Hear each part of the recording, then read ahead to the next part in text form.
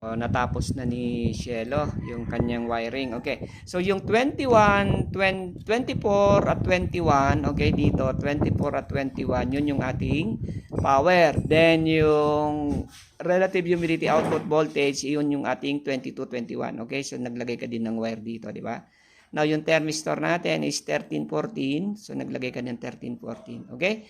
So okay na yan. Sigurado naman yan na may okay naman yung wiring mo. Then, i-connect mo na dito yung mga other ends sa ating controller, universal input natin. Ito yung, saan mo kinabit?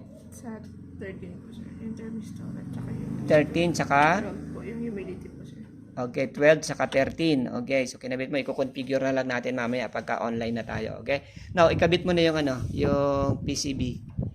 Okay, kabit na yung PCB. Okay, sige. Then, dapat naka-insert siya sa Okay, sige, pwede na. Okay.